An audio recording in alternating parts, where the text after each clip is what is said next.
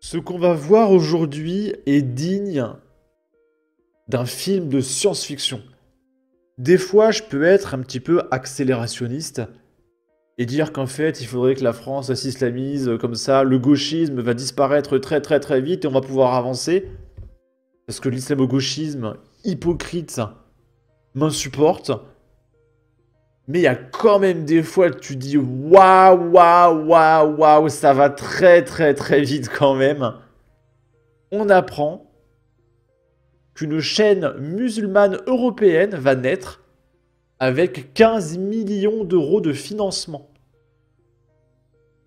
Et vous allez voir, les informations derrière tout ça sont complètement dingues.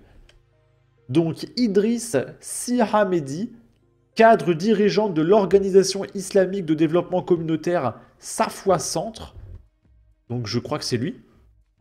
C'est un monsieur qui a l'air très gentil, hein, ça se voit son regard. Moi je lui confierais la vie de ma famille s'il le fallait. Et fondateur de Baraka City, annonce le lancement imminent de la première chaîne musulmane européenne. Le financement atteint 15 millions d'euros. Le projet est présenté comme une réponse au discours dominant dans les médias et le monde politique et donner une voix aux musulmans. 3 pays seront couverts dès le lancement.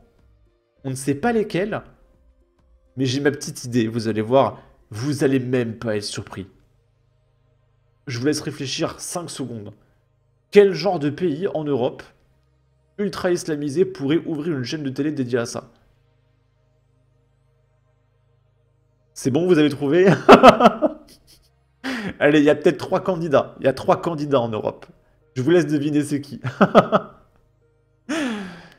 3 pays seront couverts dès le lancement, avec une grille diversifiée.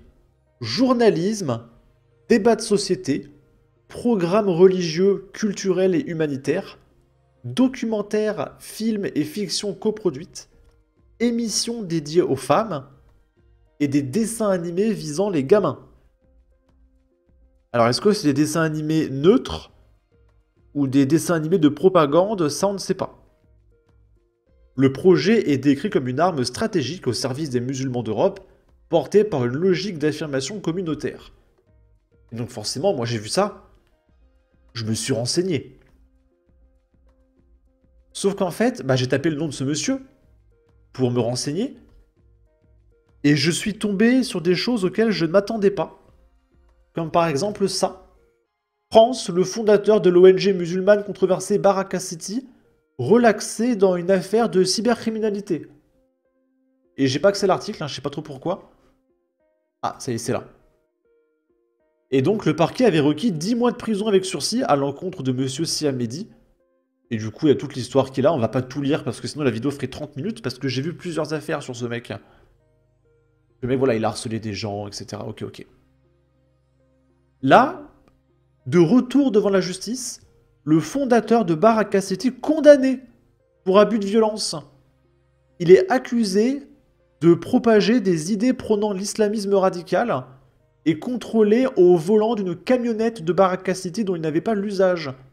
Il a été condamné à une amende par le tribunal correctionnel d'Evry. Là, je suis tombé sur ça.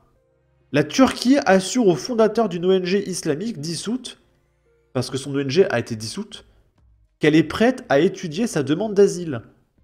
En pleine crise diplomatique entre Paris et Ankara, le fondateur de Baraka City demande au président turc de considérer la demande d'asile pour lui et son association, qui ont été dissoutes en France le 28 octobre, pour la diffusion d'idées haineuses, discriminatoires et violentes. Et du coup, ce mec, il va avoir des chaînes de télé, du budget, du pognon, il va faire sa pub et tout. Non mais... Bon, si ça a été dissous en France, il n'y a plus que 2 candidats en Europe. À votre avis, c'est quoi les pays concernés?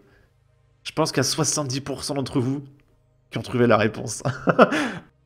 Un petit indice, c'est un pays dont on parle beaucoup et dont les élus sont de plus en plus d'une certaine communauté. Et il y avait une émeute où ils ont mis leurs autochtones en prison.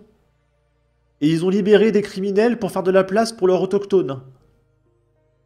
On parle de qui? On parle de qui, les copains? Quel genre de pays en Europe fait ça? Bon, la France déjà, bientôt, hein, préparez-vous.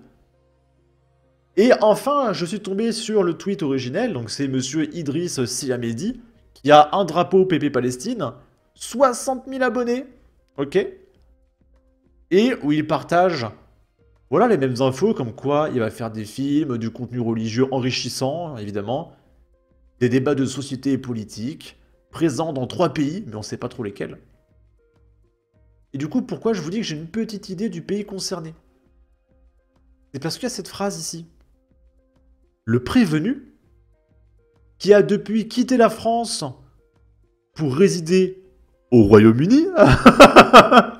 Donc actuellement, ce monsieur qui a été banni de la France à moitié parce que son association elle a été dissoute, au Royaume-Uni, on lui a ouvert les portes.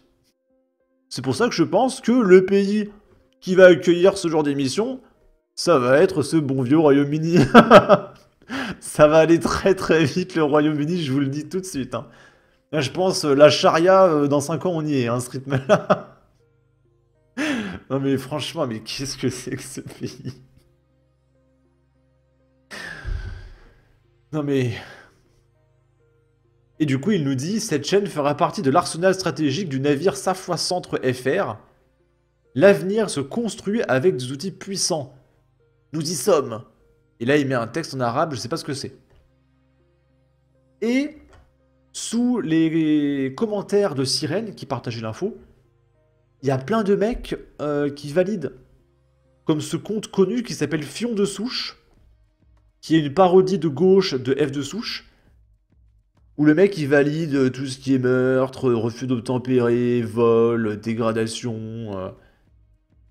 C'est catastrophique. Et il nous dit, si vous êtes droit dans vos bottes, ça ne vous dérangera pas. Si vous êtes dans le vrai, la contradiction ne vous fait pas peur, n'est-ce pas? C'est genre, si on a raison, et si on a confiance en nous, on ne devrait pas avoir peur de financer à hauteur de 15 millions des chaînes de télé religieuses qui sont là carrément ouvertement pour recruter à un moment donné, hein, il faut le dire. Mais il est complètement ravagé ce mec. Vraiment, les gauchistes, c'est quelque chose. Hein.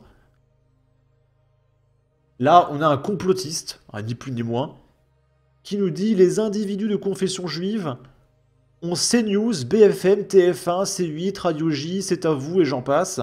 Il est totalement logique que les musulmans aient aussi une chaîne communautaire. Parce que oui, c'est connu que les individus de confession juive font de la propagande sur TF1, sur CNews, mais... Et il croit vraiment ce qu'il dit, hein. Ça n'a aucun sens. Sur ce, on va souhaiter une bonne chance au Royaume-Uni ainsi qu'à ses habitants, surtout les autochtones. Je pense qu'ils ont vraiment besoin de soutien. Bonne chance au Royaume-Uni, bonne chance. Peut-être que les 2 autres pays, moi je dis Belgique. Belgique et le 3e, je vois pas. C'est pas la France quand même. C'est pas possible, on a dissous la sauce de ce mec. C'est pas la France? Quel pays accepterait ça? Je vois pas pour le 3e, je vois honnêtement pas. Bon, n'hésitez pas à donner votre avis, votre opinion, à partager, liker, commenter, ça aidera au référencement de la vidéo sur YouTube. Abonnez-vous, suivez-moi sur Twitter, prenez soin de vous, salut!